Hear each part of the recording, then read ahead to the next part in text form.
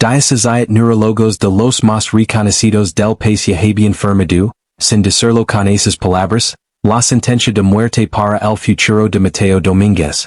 Y su padre, el almirante Salvador Domínguez, un hombre que había sobrevivido tormentas en alta mar y enfrentado crisis internacional sin parpadear, solo podía sentarse verlo apagarse poco a poco. Le dijeron que ya no había nada que hacer. Lo que no sabían era que esa misma semana, iba a entrar a esa habitación una enfermera militar con un secreto que iba a cambiarlo todo. El almirante Salvador Domínguez no era un hombre acostumbrado a perder 30 años de carrera naval. Maniobras en aguas hostiles, crisis diplomáticas, amigos enterados con el rostro firme y los ojos secos porque así lo exigía el uniforme. Pero nada de eso, ninguna medalla, ninguna estrategia, le servía de algo frente al silencio frío y estral del cuarto 412 del Hospital Memorial Reforma, en la Ciudad de México. Allí, en medio de ese cuarto, estaba su hijo de 24 años. 8 meses atrás, Mateo era un velerista competitivo, lleno de vida, entrenando para la Copa del Pacífico. Entonces llegó la tormenta frente a las costas de Mazatlán. El velero volcó y Mateo quedó atrapado bajo el casco. Cuando finalmente lo sacaron del agua helada, llevaba 12 minutos sin oxígeno. 12 minutos que le cambiaron la vida para siempre. El diagnóstico fue brutal. Encefalopatia hipóxico-isquémica severa. Estado vegetativo persistente. El almirante no escatimó en nada.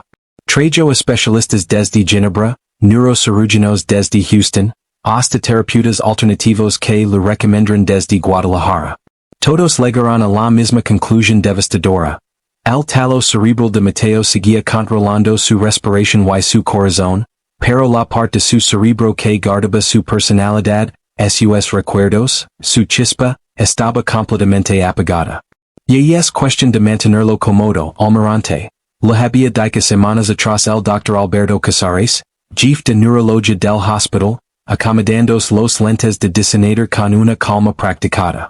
Evitamos las lagas, cuidamos que no sufra, pero tiene que empezar a aceptar que el Mateo que usted conoce ya no va a regresar. Salvador estuvo a punto de aventarlo por la ventana del cuarto piso. En vez de eso, simplemente dejó de salir del cuarto. Se sentaba allí, en un sillón de piel en la esquina, una sombra enorme y intimidante que vigilaba cada subida y bajada del pecho de su hijo, negándose a firmar los papeles para trasladarlo a un asilo de cuidados prolongados. El personal del hospital le tenía pánico. Las enfermeras se refaban literalmente, quien tenía que entrar a tomar los signos vitales al hijo del almirante. Y entonces llegó Josefina Vargas. Fina, como le dicen, no era la típica enfermera del Memorial Reforma. No tenía esos modelos de hospital privado, esa sonrisa entrenada para calmar a pacientes ricos.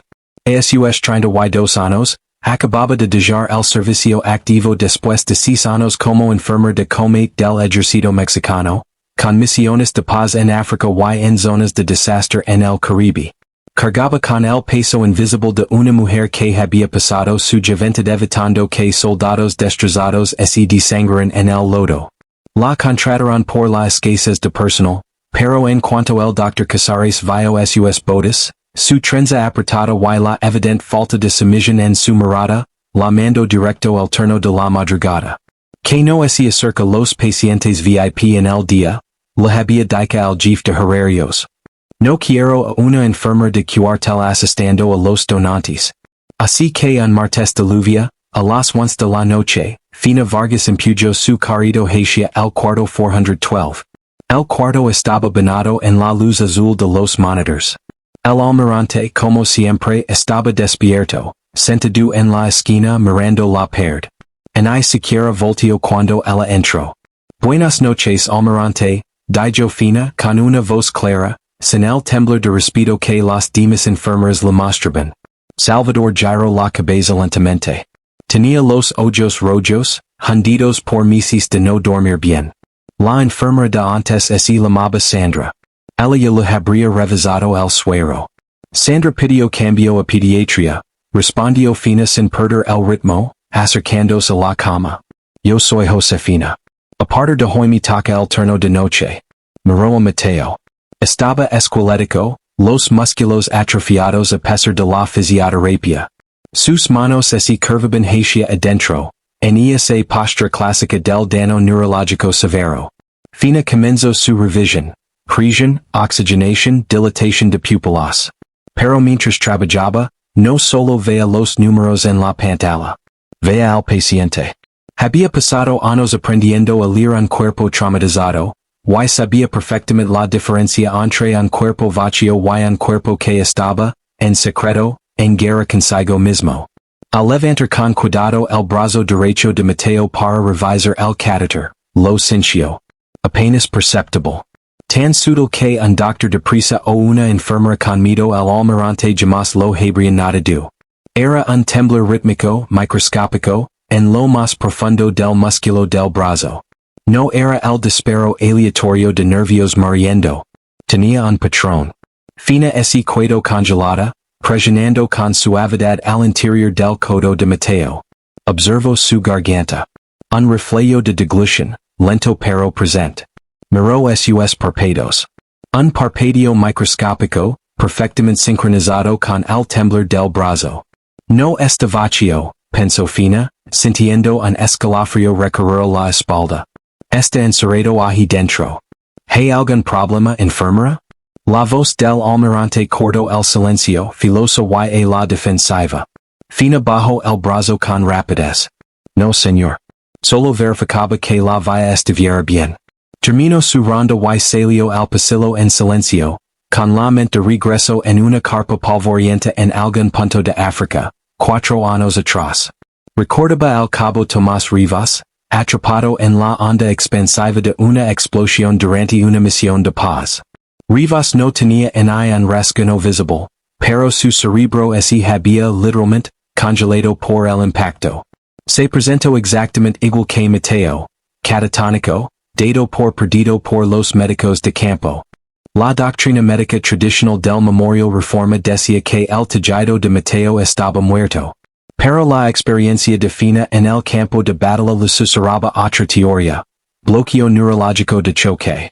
El cerebro de Mateo, traumatizado por los minutos aterradores bajo el agua, no había muerto del todo. Había construido un muro infranqueable.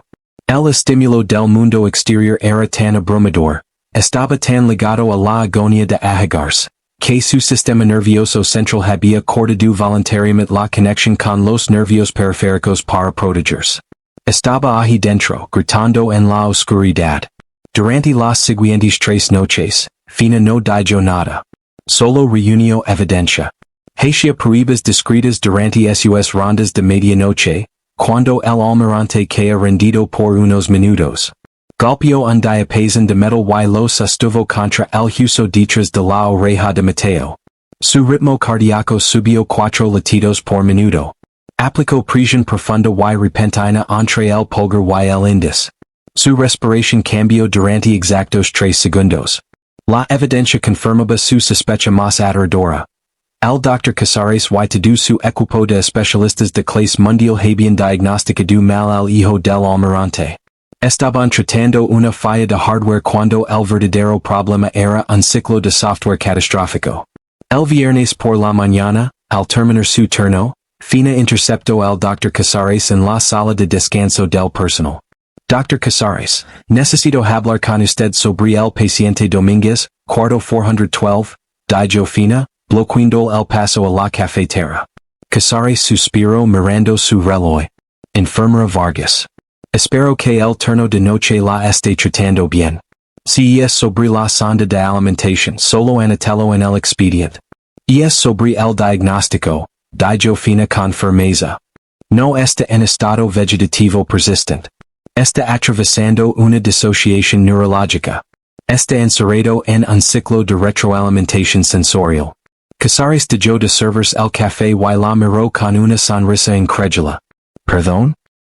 He observado microtemblores rítmicos y respuestas del sistema nervioso simpático ante estímulos auditivos por conducción ósea, explicó Fina, manteniendo un tono estrictamente clínico. Vi esto antes, en zonas de conflicto. Sobrevivientes de explosiones, de hipoxia extrema. El cerebro apaga el procesamiento periférico para sobrevivir al trauma. Si aplicamos un protocolo de sobrecarga sensorial, podemos romper el ciclo. La sonrisa de Casares desapareció, reemplazada por una mirada fría y arrogante. Enfermera Vargas, Mateo Domínguez hacía juego. Su corteza cerebral estuvo sin oxígeno 12 minutos. Esto no es uno de esos soldados en el desierto. Esto es un evento hipóxico isquémico. El tejido está muerto. La resonancia mostró inflamación no necrosis total, contestó Fina, dando un paso más cerca. Si me permite aplicar el protocolo Patterson-Smythe? Absolutamente no, cortó Casares, su voz resonando en el pequeño cuarto. El protocolo Patterson-Smythe es una barbaridad militar sin aprobar. Provoca dolor extremo y sobrecarga sensorial. Es medicamento antiético, jamás probado en un entorno civil. ¿Y si usted se atreve siquiera a respirar encima al hijo del almirante? No solo la corro, sino que me encargo personalmente de que la quiten la cédula profesional tan rápido que nadie se vaya a dar cuenta. Fina lo miró fijamente. Vio el miedo disfrazado de autoridad. Vio a un hombre adorado del almirante, adorado de una demanda, adorado de estar equivocado. Entendido, doctor, dijo en voz baja haciéndose un lado. Pero Josefina Vargas nunca había sido buena para obedecer órdenes que significaban dejar alguien atrás. Esa noche, una tormenta cayó sobre la Ciudad de México. Los truenos sacudían los vidrios gruesos del cuarto 412. El almirante, agotado por semanas de duelo sin descanso, finalmente se había quedado dormido en el sillón de la esquina, con la barbilla recargada en el pecho. Fina ese quedó de pie junto a la cama de Mateo. Ya había tomado su decisión. Si la descubrían, su carrera terminaba allí mismo. Podía enfrentar cargos por agresión a un paciente vulnerable. Pero al ver a ese joven, prisionero dentro de su propio cráneo, supo que no podía simplemente irse. Había iniciar el protocolo Patterson-Smythe. Entre los médicos de Comet también le dicen, la liberación. Era una técnica diseñada para forzar al sistema nervioso central a reiniciarse, rompiendo el muro defensivo del cerebro mediante una descarga simultánea y intensa de estímulo táctil, cinético y auditivo. Era doloroso. Era violento. Y tenía que ser perfectamente calculado. Fina cerró la puerta del cuarto desde adentro, una violación enorme del protocolo del hospital. Apagó las alarmas audibles del monitor de Mateo para no despertar al almirante, dejando solo las pantallas visuales parpadeando en la penumbra. Sacó un diapason de acero pesado del bolsillo de su uniforme. Se inclinó sobre la cama. Colocó la mano izquierda en la base del cráneo de Mateo, los dedos buscando el denso racimo de nervios en la parte alta de su columna cervical. Con la mano derecha, tomó su mano izquierda atrofiada, presionando el pulgar con una fuerza agonizante directamente sobre el nervio mediano de la palma. Mateo, susurró Fina, con la voz filosa y firme de un médico de batalla. Sé que estás ahí adentro. Sé que está oscuro pero ya es hora de regresar. Despierta. Golpeó el diapason contra el riel metálico de la cama. Vibró con un zumbido grave intenso. Inmediatamente presionó la base del diapason contra el esternón de Mateo, dejando que la vibración viajara directo a su pecho, mientras al mismo tiempo enterraba el pulgar brutalmente en el nervio de su mano y aplicaba presión hacia arriba en su columna cervical. Durante 10 segundos no pasó nada. Los monitors parpadeaban en silencio. Vamos, rogaba Fina en silencio, con gotas de sudor formándose en su frente. Aumentó la presión, el pulgar enterrado en el músculo de la mano de Mateo. Era una cantidad de dolor que haría gritar a cualquier hombre sano. Peli contra esto, Mateo. Rompe el ciclo, murmuró casi como una orden. De repente, el monitor de ritmo cardíaco se disparó violentamente. 80. 110. 145. El pecho de Mateo dio un sobresalto. Un jadeo terrible, espero, salió desde su garganta. Todo su cuerpo se puso rígido, saliendo de golpe de su postura encogida. Los músculos de sus brazos se tensaron como cuerdas. Fina mantuvo la presión sin solta. Eso es. Quédate conmigo. Y entonces sin aviso la mano izquierda de Mateo, y esa mano que no se había movido en 8 meses, y esa mano que los neurólogos juraron que jamás volvería a funcionar, ese cero con fuerza brutal alrededor de la muñeca de Fina. Como la fuerza de alguien que se está ahogando. Fina de yo escapar un grito ahogado de dolor, pero una sonrisa feroz se dibujó en su rostro. Crush. La puerta del cuarto no se abrió. Se abrió de una patada, el seguro destrozándose contra el marco. Fina giró la cabeza de golpe. De pie en el hombro, recortado por las luces del pasillo, estaba el almirante Salvador Domínguez. Se había despertado con el sonido del llanto de su hijo. Sus ojos recorrieron la escena, la puerta cerrada con seguro, los monitores en silencio, la enfermera extraña sujetando a su hijo contra la cama, aplicando lo que parecía una fuerza violenta y agonizante. Quité las manos de encima a mi hijo. Rugió el almirante, su voz sacudiendo las paredes del cuarto, lanzándose hacia adelante. Las botas pesadas de Salvador resonaron contra el piso mientras cruzaba el cuarto en 3 zancadas enormes. No vio a una enfermera dando atención médica. Vio a un agresor atacando a una víctima indefensa.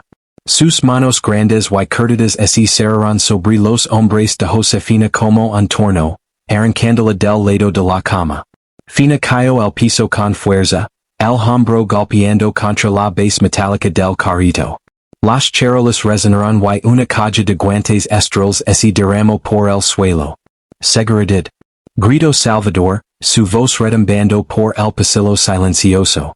Se plantó entre Fina y la cama, un escudo humano para su hijo. ¿No te mueves en un centímetro más loca? ¿Qué demonios lo estabas haciendo? Fina se levantó como pudo, ignorando el dolor punzante en el brazo donde Mateo la había apretado y el ardor en su hombro. No se acabado. Levantó un dedo firme y urgente hacia la cama. Mirelo almirante, ordenó con la voz cortante de un médico de combate en plena zona de guerra. Deje de mirarme y mirar su hijo. Salvador mantuvo el pecho hacia ella, los puños cerrados, pero giró lentamente la cabeza para mirar por encima del hombro. Se quedó congelado. Mateo ya no estaba en el estado paivo y vacío de un coma vegetativo. Tenía la cabeza vuelta hacia el techo, la mandíbula apretada, los músculos del cuello tensos. Su pecho subió y bajaba con respiraciones profundas y ásperas que sonaban como joyas secas arrastrando sobre el asfalto. Pero fueron sus ojos los que detuvieron el corazón del almirante. Estaban abiertos. Dilatados, aterrados, moviéndose desesperadamente por todo el cuarto, tratando de procesar la repentina avalancha de luz y forma. Pero estaban siguiendo algo. No eran los ojos vacíos de vidrio que Salvador había mirado durante 8 meses. Estaban vivos. ¿Mateo? Salvador apenas pudo respirar el nombre, toda la furia desapareciendo de su cuerpo en un instante. Cayó de rodillas junto a la cama, las manos suspendidas sobre su hijo, aterrado de tocarlo y romper el hechizo. Mateo, ¿me escuchas? La cabeza de Mateo giró bruscamente hacia la voz de su padre. El movimiento fue torpe, descoordinado, pero completamente intentional. Trató de hablar, pero sus cuerdas vocals sinuoso por casi un ano, solo produjeron un sonido áspero, como un clic seco. Su mano izquierda, la misma que casi le rompe la muñeca fina, se sacudió violentamente sobre las sábanas. Pasos se tronaron por el pasillo.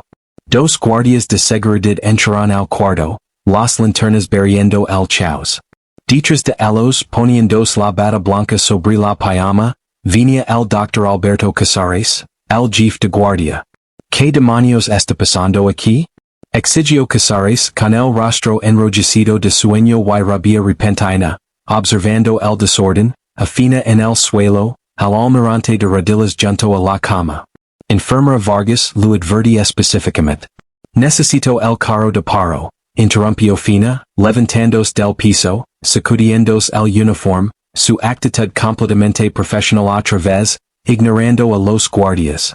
Está teniendo una descarga masiva del sistema nervioso simpático. Su ritmo cardíaco está en 140 y sigue subiendo.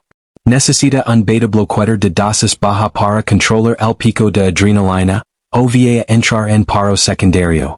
Casares paso junto a ella mirando los monitors. Las alarmas visuals parpadeaban en rojo intenso, señalando taquicardia severa y presión elevada. Entonces bajo la mirada hacia la cama. Mateo lo estaba mirando de vuelta. Casares retrocedió físicamente, tropezando, el color desapareciendo de su rostro. Imposible. El tejido cortical estaba necrótico. Los estudios mostraban inflamación y hypoperfusión. Dr. Casares, dijo fina con frialdad, caminando hacia el panel de telemetría para registrar las alarmas audibles. No era necrosis. Era un bloqueo neurológico de origen psicogénico provocado por el trauma del ahogamiento. Aplica un protocolo de sobrecarga sensorial y cinética. Funcionó. Rompió el ciclo. Usted agredió a un paciente. Chilo Casares, recuperando su arrogancia mientras el miedo a la responsabilidad legal lo invadía. Apuntó un dedo tembloroso hacia fina. Usted aplicó una técnica militar bárbara, sin aprobación, en un civil. Miren su mano. Salvador bajo la mirada. Moratones oscuros y profundos ya se formaban en la palma de la mano izquierda de Mateo, donde fina había enterrado el pulgar en el nervio. Guardias detenganla, ordenó Casares, el pánico subiendo en su voz. Llamen a la policía. Quiero que la arresten por agresión agravada. Puso en riesgo a este hospital y traumatizó a un paciente crítico. El guardia de seguridad dio un paso al frente, extendiendo los brazos hacia fina. Ella no opuso resistencia. Se quedó completamente quieta, los ojos fijos en Mateo. Había hecho su trabajo. Las consecuencias ya no lo importaban. Allegancias. Una voz baja y peligrosa retumbó por el cuarto. El guardia se detuvo en seco. Salvador se puso de pie lentamente. Ya no parecía un padre desolado. Parecía el hombre que había comandado grupos navales completos en aguas internacionales. Se giró hacia Casares, su presencia física dominando el pequeño cuarto saturado. Almirante, por favor, tartamudeó Casares, levantando las manos en señal de calma. Esta enfermera renegada claramente violó todos los estándares éticos del Memorial Reforma. Le causó daño físico a su hijo. La vamos a procesar hasta las últimas consecuencias. Mi hijo acaba de mirarme, interrumpió Salvador, su voz bajando a un registro aterradoramente tranquilo. Durante 8 meses ustedes me dijeron que era una cascara vacía. Me dijeron que empezara a planear el funeral. Esta noche escuchó mi voz. Me miró. Salvador dio un paso más cerca de Casares, obligándolo a retroceder contra el marco de la puerta. No voy a llamar a la policía, ordenó Salvador. No voy a llamar a recursos humanos. Voy a atender las necesidades cardíacas inmediatas de mi hijo exactamente como esta enfermera lo indicó.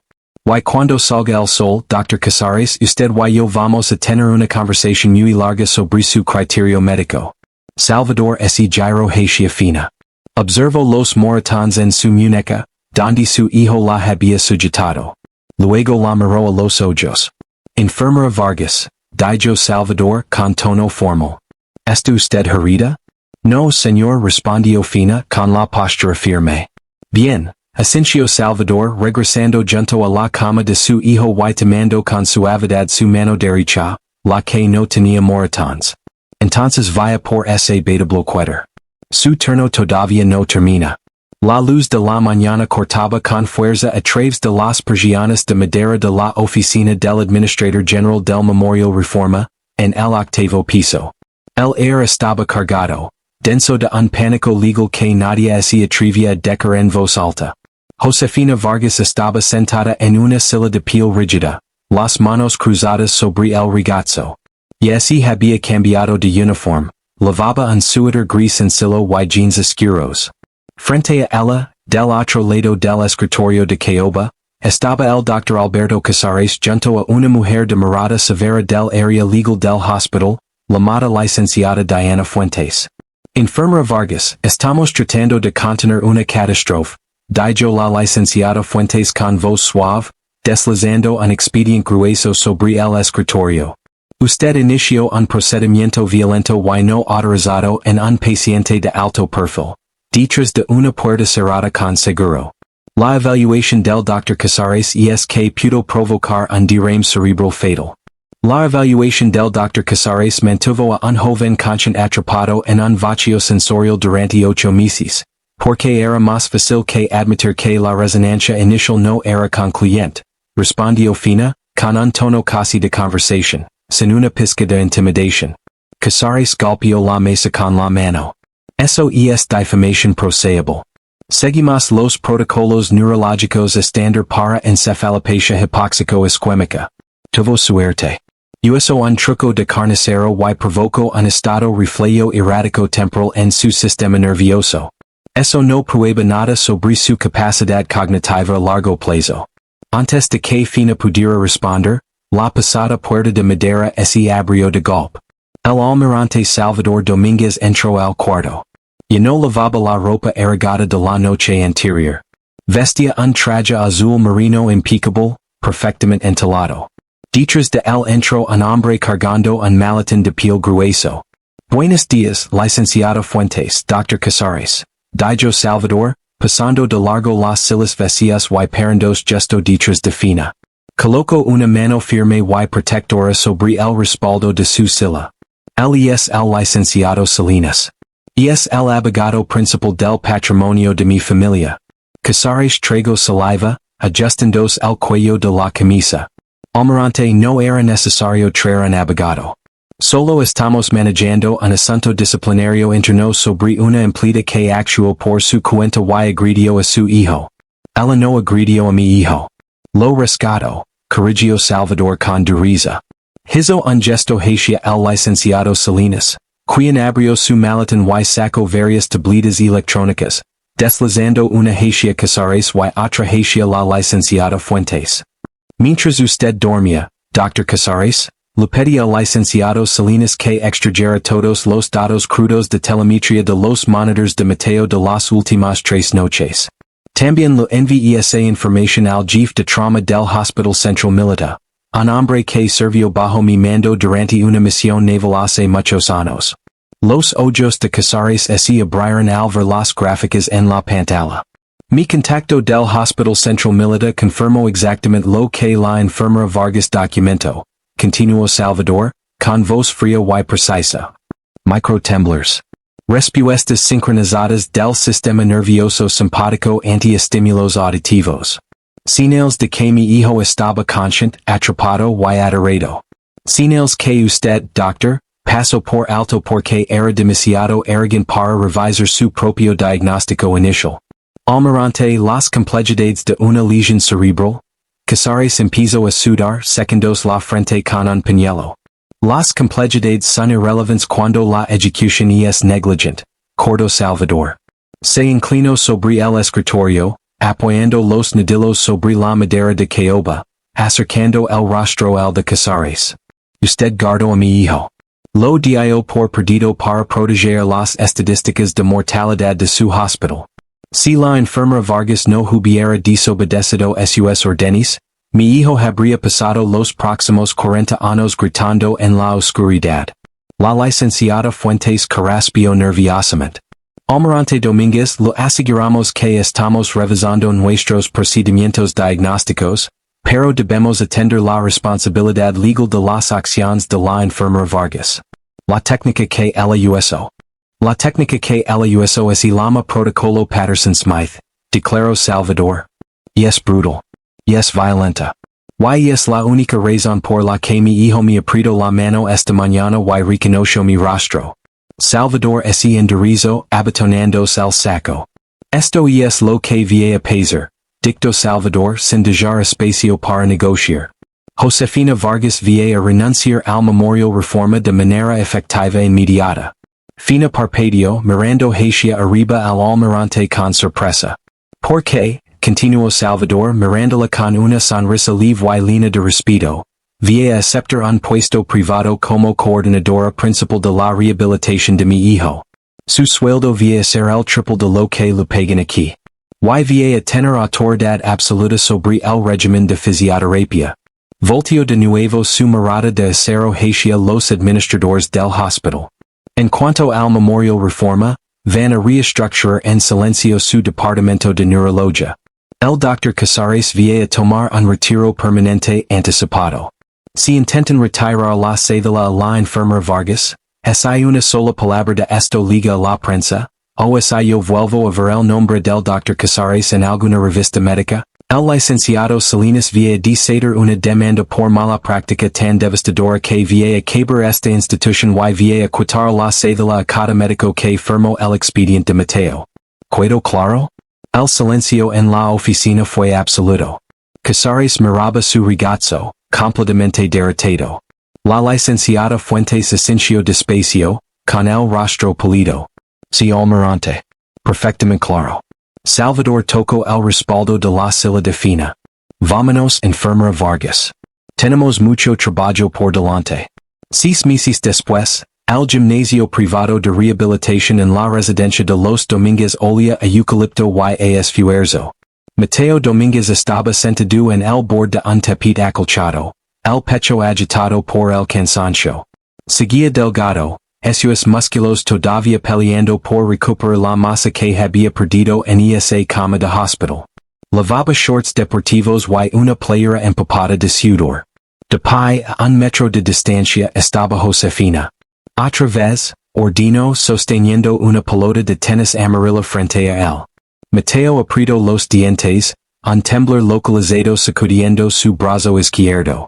No apartó la vista de la pelota. Concentró toda su voluntad, peleando contra las neuronas que enfalaban y los caminos lentos de un cerebro en recuperación. Lentamente, con un esfuerzo agónico, su brazo se levantó. Sus dedos se destablaron, temblando con violencia, y se extendió hacia adelante. No agarró la pelota. La golpeó con la mano y la mandó rodando por el piso de madera. Mateo se dejó caer hacia adelante, agotado pero sonriendo con fiereza. Lo logró, dijo con voz ronca un lento y un poco arrastrada, mirando a Fina. Fina sonrió recogiendo otra pelota. Ejecución floja, marinero pero vas avanzando. 2 minutos de descanso y otra vez. En la puerta del gimnasio, Salvador observaba, con una taza de café negro en la mano, a su hijo peleando una batalla más dura que cualquier guerra que él mismo hubiera comandado. Miró el rostro magalado y decidido de su hijo, y la enfermera incansable y poco convencional que lo empujaba a seguir adelante. Y no había más doctores diciendo lo que era imposible. Solo cuidaba la realidad dura, dolorosa y hermosa de una segunda oportunidad. A veces las batallas más grandes no se pelean en un campo de guerra, sino dentro del silencio de nuestras propias vidas, contra la arrogancia de quienes nos dicen que ya no hay esperanza. Se necesita verdadero valor para desafiar el sistema y luchar por una segunda oportunidad. Si esta historia te conmovió, es la valencia de Fina y la lucha de Mateo te dejarán algo, dale like a este video. Compartelo con alguien que necesite recordar que nunca hay que rendirse. Y no olvides suscribir para más historias reales que se de Anjuela.